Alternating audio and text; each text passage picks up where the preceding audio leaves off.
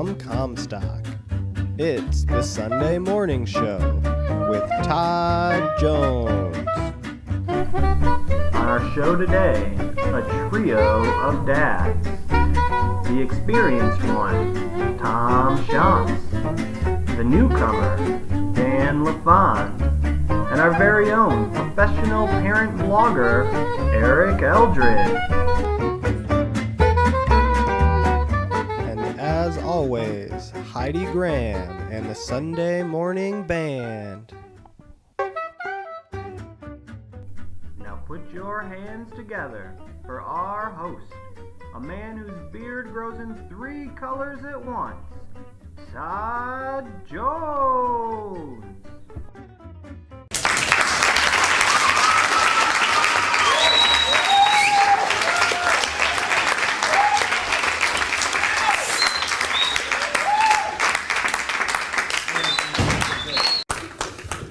It's actually true, you know.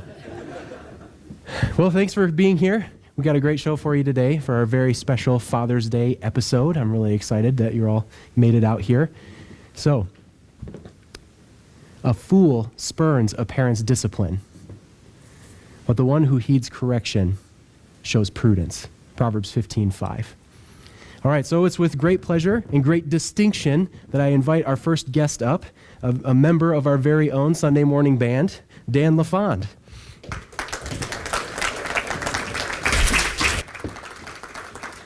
Thank you. Thanks for being on the show. No problem. So Dan, you became a father a little over 2 months ago. What has been the biggest surprise so far? Well, I think the biggest surprise probably for me was I was expecting a much more difficult transition, I guess, into fatherhood.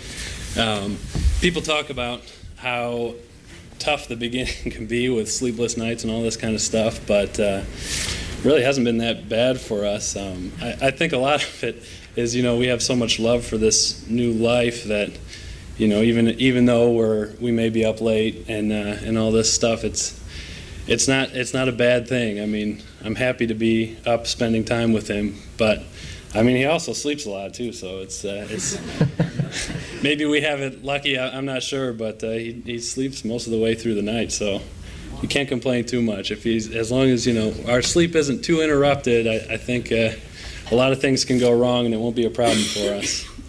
So yeah, I think the biggest surprise is just that I was expecting the transition to be a lot more difficult. I'm sure there are many who are jealous of you right now. That may be the case. I don't know. Has fatherhood had any impact on how you view God or your relationship with God? Yeah, I mean, it's a new perspective for me on like a father-child relationship that I haven't had before as the father side. I mean, for God and us, He's got so many plans for us that we don't even understand. And with Mason, I mean, he doesn't really understand anything, so he relies on us to do everything for him and know what he needs. I think we have a similar thing going on with God where he knows what we need and he's providing for us what we need, and I think that's a pretty good thing. So yeah, I can see it differently that way. But also the unconditional love piece is, I think, more evident now too. That sometimes that's hard for us to visualize, or at least me. But even as he's spitting up on me, or there's goo coming out everywhere, that's not great.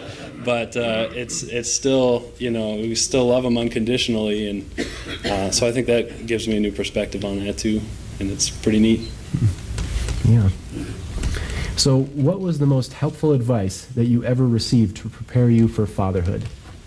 Well, we heard a lot of advice. I mean, people always want to tell you something. I guess I can't really think of one particular piece of advice that sticks out to me, but most people will tell you things like, make sure you're appreciating your sleep now while you can before you have the baby and all that. And I guess it really makes you think about how it's going to be when you have a baby, and you can prepare for how little sleep you're going to be getting and all this terrible stuff. So for me at least, I could get in a mindset where I can expect everything to be awful, and then when he came, everything was a lot better than I was expecting. So I guess that was good advice for me, is just to expect everything to be awful. And when it's not that bad, then, it was a lot easier than I was expecting. So I guess that I mean, it's not really one piece of advice, but expect the worst, huh? Yeah, no, that's good advice. So speaking of advice, what advice would you give to our viewers who are thinking about having kids? Yeah, well, there's a couple things that I guess I wish I would have known. First being, always check the car seat before you stick your hands in to reach and grab them, because you're sticking your hands in a danger zone. So, Could you be more specific? I don't think you want more specifics than that. Just check before you stick your hands in. Another little thing, when we were at the hospital, we didn't know, really anything. So a good thing to know is apparently babies like to be wrapped up nice and tight to sleep. So we didn't know that, the first couple nights until the nurses came in and told us. But that would have been really nice to know in the beginning. So remember that. But yeah, realistically, I mean, if you're thinking about having kids, people make it sound like it's really, really hard. And I mean, it's not that it's easy, but I don't think it's, as life-changing. And I mean, it is life-changing, don't get me wrong. But it's not like, I don't know, like I said before, it's an easier transition than I was expecting. So, don't expect that you can't spend time doing the things you like now. And, you're going to have to spend all your time just focusing on the baby. There's still time for us to spend together and doing the things that we like. So I guess, I mean, don't think you're going to be running into a really terrible situation here. It is life-changing and all that, but I think God gives you the strength to really get through like the hard stuff, and you can appreciate all the really fun times so much more. So yeah, I mean, I recommend it. I've only been doing it for 2 months, so who knows? Maybe things will get a lot worse, but right now things are pretty great. So. Yeah. Well, that's great advice, and thank you so much for coming on the show. Really appreciate having you. How about a big hand for our first guest? Thank you.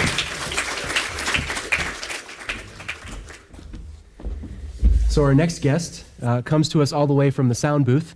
This is the man with his very own parenting blog, Eric Eldred.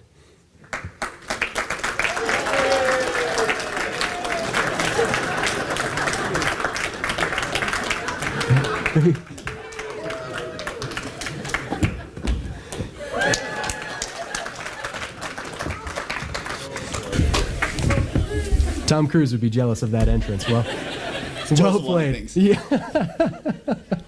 Not touching that. So thank you for being on the show. Really appreciate you coming in and making an entrance. Sorry, I have to pick on you now. That's fine. You understand? Okay. But yeah, life is pretty crazy for your family right now. So between Boy Scouts and sports, I'm sure there's some weeks where you have an obligation every single day of the week. What challenges does that present to you as a father? It's very easy to get caught up and turn into like an event family where you do a ton of things, but you really don't know what anybody's doing. So you get home like at 4 o'clock, the kids get home from school about the same time I'm getting home from work, and it's like walk in the door, you guys get 30 minutes of iPad time. When that's done, you start your homework. I'm gonna go for my run. You better be working on your homework, by the way. Finish up your homework, you get done. Mom will be getting home, she'll make dinner by 5:45. We're gonna be done at 6:15. Evan, you and Mom are going to Cub Scouts over there. Zach, you and I are going to soccer over here. We'll reconvene back here about 8 o'clock. When you go in the shower, you brush your teeth, you brush your teeth, you go in the shower. We'll meet at the stairwell at 8:30. We'll say our prayers. I love you guys. You're the most important things in the world. Now go into your rooms and shut the door because I'm done. And that's Monday. And so, yeah, the Hodgson's like, yeah, I know. But it becomes very easy to sit there and go, we've done a billion things together, and I have no idea what's going on with Evan or what's going on with Zach or my wife. So the biggest challenge is you're doing things, but you don't know what's going on. And it's hard to kind of carve out time to know each other. Sure, yeah, that makes a lot of sense. But now that your boys are old enough to have a will of their own, how do you balance what they want with what they need? Yeah, they're always the same. So, yeah. I think the easiest way for me to do that, and I think about half the people here will applaud and half of them will be waiting for me in a parking lot when I say this, is that I have to remember with my kids, I'm not their friend. I'm their dad. And I think the father-son relationship is better than any friendships. I think it's, I love them more than any other friend I've ever had. I hope they feel the same about me. But in that relationship, as a father, I have a job, and my job is to make sure that they become better people and they grow up right and they improve as people. And that's going to involve me not being a friend. I'm going to have to say no. I'm going to have to give consequences. I'm going to have to make decisions that are going to wreck the rest of my day because I don't want to do it. But at the end of the day, they can make more friends, and but they can't make another dad. And I can make more friends, and I'm not going to have any more kids. But we're done. That's done. But at the end of the day, my job isn't to be their friend. My job is to make sure they get what they need to move on, and that's what I have to remind myself of each time. Yeah. So you have a blog where you share stories and insights from your life experience. I'll give you a little plug there. Thank you. Are there any stories you'd be willing to share with us today from your experience as a father? Yeah, I'm not a professional. I haven't made a cent out of it yet. So, but when the kids were younger and Evan's like 4 and Zach's 2, Evan used to get nosebleeds constantly, and I'm not talking little trickles. I'm like crime scene looking nosebleeds, right? And so I was driving home from my parents' house, and I was driving down Sprinkle Road like at 5 o'clock in the afternoon. It's a rush hour traffic. It's all busy. And in the back of the car, I hear, achoo! Uh-oh. I'm like, oh, boy. I know what this is going to be. And I turn around and look, and Evan's bleeding all over the place. And he's had enough of these, and they don't hurt, right? Yep. No? Yeah, he just goes about his day. He's like, hey, Dad, I got a big nosebleed. Can I play computer when I get home? I'm like, oh, boy. So I'm driving down the road and pulling up Kleenexes, just passing them back there, trying to keep them on the road because I don't want to die. And so I'm passing them back there, and he's like, oh, that one's done. Dad, I need another Kleenex, And I realize, I'm like, I don't have anything left in here. And so I'm like, he can make it home, and just keep driving. I turn around and look at him, and like I said, crime scene. I'm like, we're not going to make this home. This has got to stop. So I pull over to the side of Sprinkle Road, and cars whipping by, everything. And I'm like, I don't have anything in here. I'm out of Kleenexes. I don't have any more paper towels. He is not done bleeding. He's talking, just flying everywhere and stuff. So I'm like, I'm going to have to do what I'm going to have to do. I take my shirt off. I wad that thing up, and I push it in his face, right? And he's like, oh, Dad, this is going to stop it. Yeah. And it's one of those moments where you sit there and you kind of take inventory of your life. And I realize that now I am standing here on the side of Sprinkle Road at 5 o'clock with hundreds of cars whipping past me, bare-chested, with blood dripping around here and a big bloody rag holding onto my kid's face, and everybody's just driving by, and I'm like, yeah, this is me. This is how I live. But it can't get much worse until a little 2-year-old Zach looks over and goes, hey, Dad, that's a lot of blood. And he starts retching. And at that moment, I said my most sincere and desperate prayer I've ever prayed in my life. And I was like, God, I'm down to the pair of pants I'm wearing. Please don't let him vomit. Please don't make me stand on the side of Sprinkle Road in my underwear with a bloody shirt and pukey pants with everybody around. Please don't let Zach vomit. And he didn't. But I think that as a father, you end up praying for big picture stuff, but most of your prayers are just kind of trying to get by and get through the little emergencies.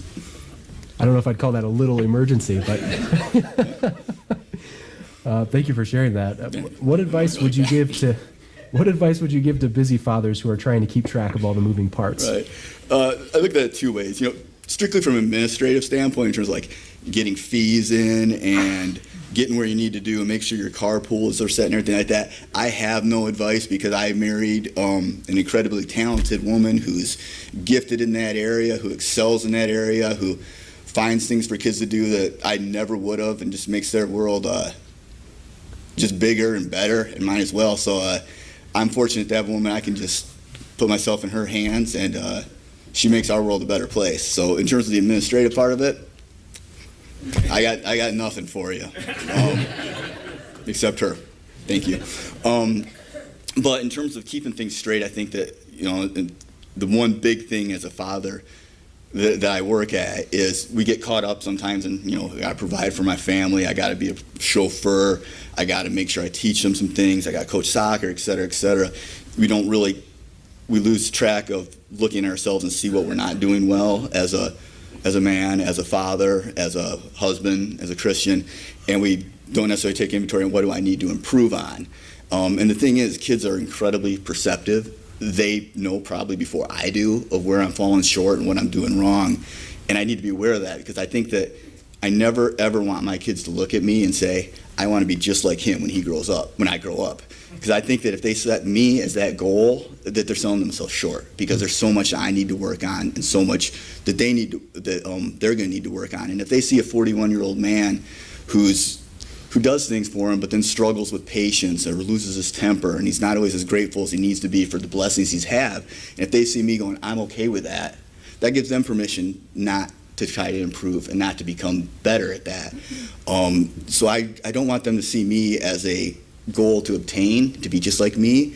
I want them to see a fallible human being who's got areas to improve on and who's working to be better and and wants to improve, because I think that's what they want to do. Whether you're 10 or 20 or 40 or 70, we can always improve. Like I said, I don't want my kids to ever look at me and go, that's exactly what I want to be when I grow up. I want them to look at me and say, I want to constantly be improving like my dad is. I want to work as hard as my dad does. And I think that's the goal for me as a parent, is to look at me as a process rather than a goal to obtain. Does that make sense? Yeah, absolutely. Yeah, what great advice. What a great standard.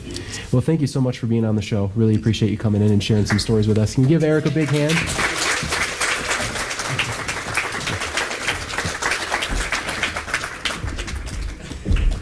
So our next guest comes with an entourage, a pretty extensive entourage. And in fact, I'll give him a little plug. He just celebrated his 50th wedding anniversary. Give a big hand for Tom Schatz.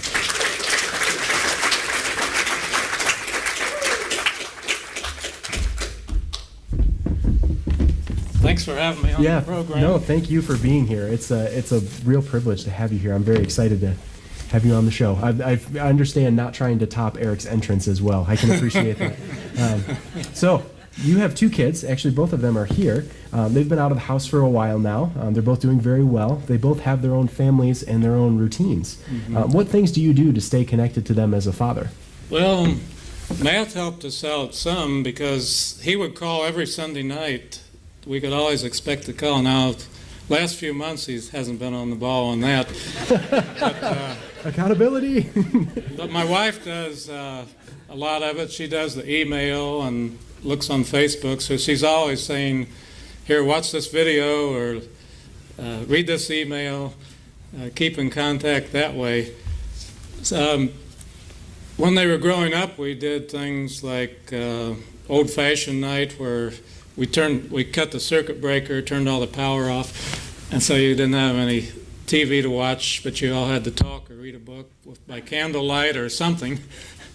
So, I don't know, Tricia calls on the phone a lot, and we use the speakerphone, because that way we can hear both sides and see what's going on. So that's the main ways we stay connected. Of course, sports up in Grand Rapids is not as far as Mount Pleasant, so we can buzz up there in less than an hour and watch volleyball, basketball, whatever it is, track meets. Yeah. There's one verse here in Romans 1:12. It says that you and I may be mutually encouraged by each other's faith. So I think with you and your children, you should encourage each other. Yeah, that's really great advice. What was the transition like when they left home and set out on their own? Well, Matt went fairly close to Great Lakes Bible Christian College, so he could come home, buzz home anytime he wanted to. But Tricia went clear down to Cincinnati, Ohio, to Christian University there. And then she got very homesick, so she kept calling home, and then she wanted to come home. Ruth Ann remembers this more than I did. And so I set a date. I said, okay, you can come home on whatever it was, 31st or whatever, if you're still homesick. But by that time, she had made a lot of friends, and she was doing fine, so she wasn't homesick anymore. So here's an interesting verse here in Proverbs 10, verse 1. It says, a wise son brings joy to his father, but a foolish son grief to his mother. In other words, if they turn out good, the father takes all the credit. If not so good, then the mother gets blamed for all of it. He's your son, you know. And as far as taking credit, like on the weather the other day, the announcer thanked the weather lady for such a beautiful day. And she said, I don't take credit for any beautiful days because I would have to take credit for all the other days too. So I don't know if we should take credit if our kids turn out good, or if they turn out bad, blame ourselves, because they are individuals and have a mind of their own. We do the best we can, train them in the best way, and hopefully they'll stick to us. Like the proverb says, train up a child. Proverb is a general statement, not an absolute statement. And so it's the way to bed or it's the way to go. Okay. Yeah.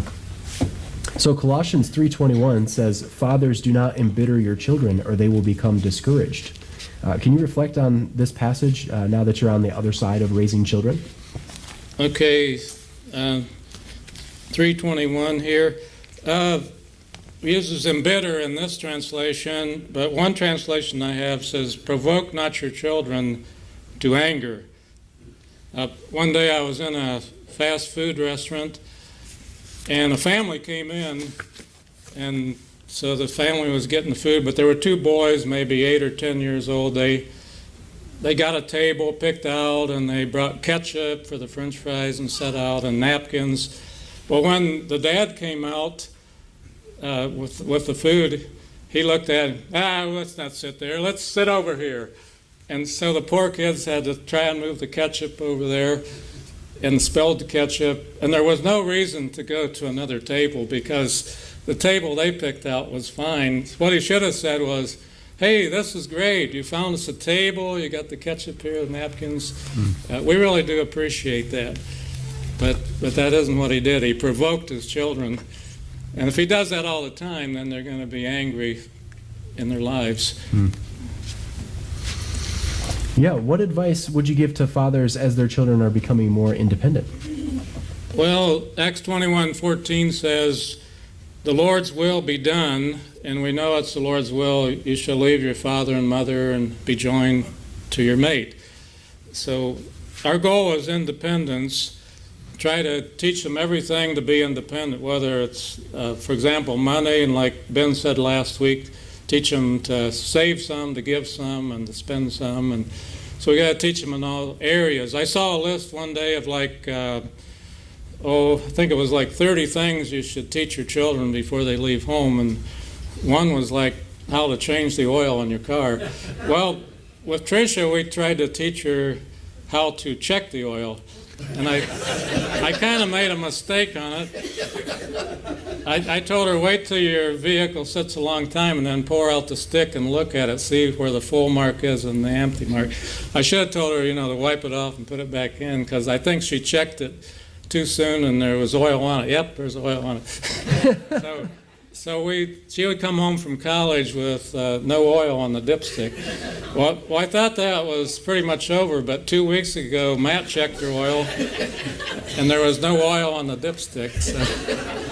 So you try hard to teach them, but it doesn't always turn out exactly what you think. So teach them all kinds of skills, like like how to cook, and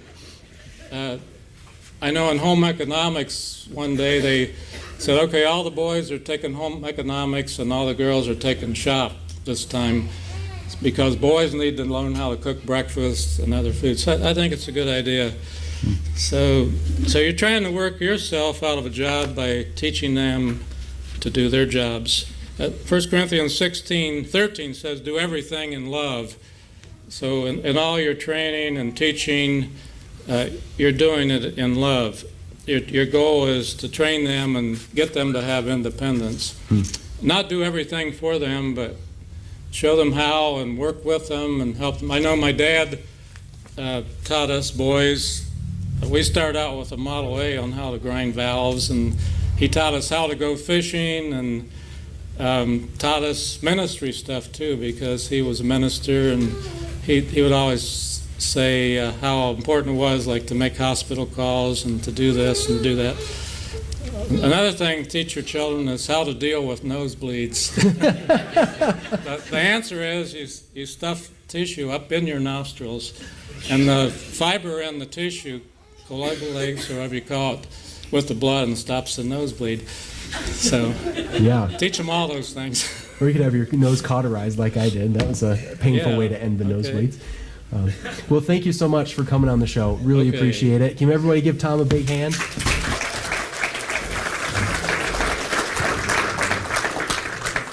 So there's been a lot of buzz about this Father's Day thing. So I had my producer go out and collect some hard data and hit the streets to find out the truth about Father's Day, and this is what we got.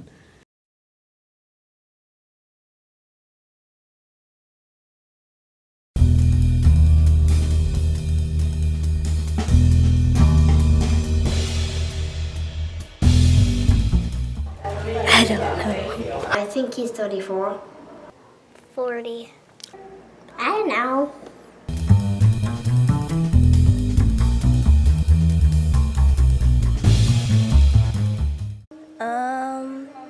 Well, sometimes we work on stuff like tool stuff.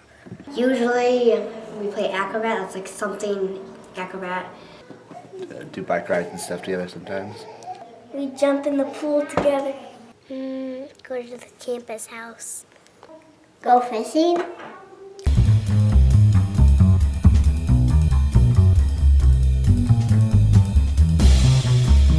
No. No. No. No. No. Oh, I don't know. I do like horses. I don't know. I do like horses. I probably wouldn't because I don't know. He's fun.